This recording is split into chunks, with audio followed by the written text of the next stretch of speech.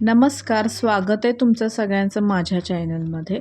फक्त काहीच मिनिटात तयार होणारी स्ट्रीट स्टाईल पावभाजी तुम्हाला खूप सोप्या पद्धतीने दाखवणार आहे आज मी. तर व्हिडिओ शेवटपर्यंत नक्की बघा.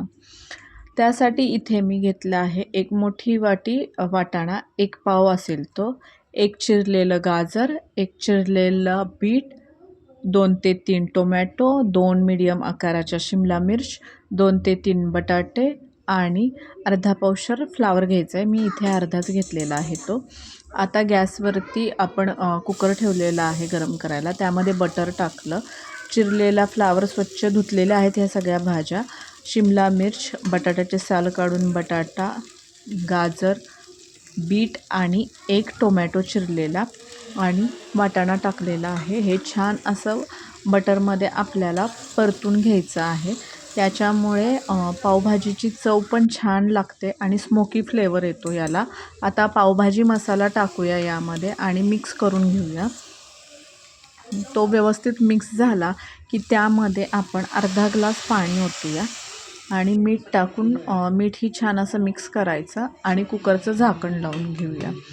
कुकरला 2 ते 3 शिट्ट्या करा.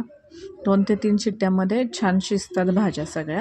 कुकर थंड झाला की आपण झाकण काढून बघूयात भाज्या शिजल्यात का. भाज्या शक्यतो शिजतातच. फक्त वाटाणा बघा, आपण ओला वाटाणा वापरला तर वाटाणा शिजत नाही, पण इथं शिजलेलं आहे. आता हे स्मॅशरने आपण व्यवस्थित असं स्मॅश करून घेऊया सगळ्या भाज्या. तुम्ही मिक्सरमध्येही या भाज्या स्मॅश करू शकता.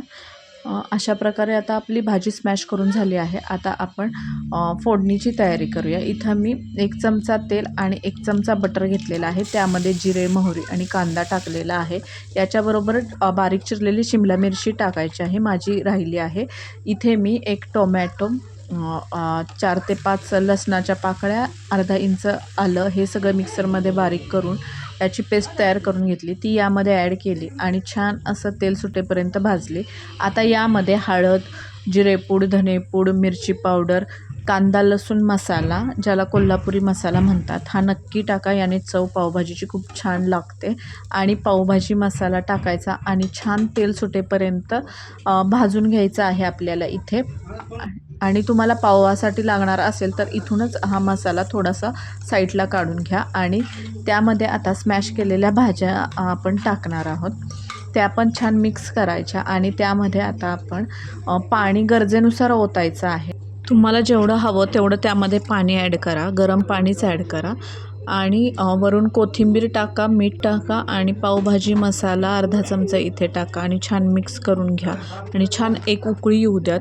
आता ही आपली तयार झाली आहे गरमागरम पावभाजी.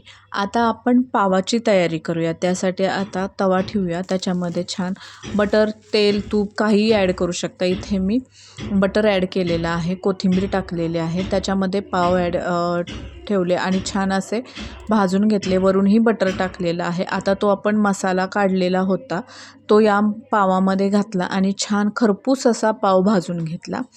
तुम्ही बघतच असाल, खूप अशी लाल अशी कलर, बीटनी खूप छान असा कलर आलेला आहे. झणझणीत अशी आपली पावभाजी तयार आहे. वरून बटर टाका, चिरलेला कांदा, कोथिंबीर टाका साईडला, काकडी, चिरलेला कांदा आणि भाजलेले पाव. मस्त कॉम्बिनेशन आहे. तुम्ही नक्की ट्राय करून बघा, झटपट होते. आणि हा व्हिडिओ तुम्हाला आवडला असल्यास लाईक करा, शेअर करा आणि चॅनलला सबस्क्राईब करायला विसरू नका. व्हिडिओ शेवटपर्यंत पाहिल्याबद्दल सर्वांचे धन्यवाद.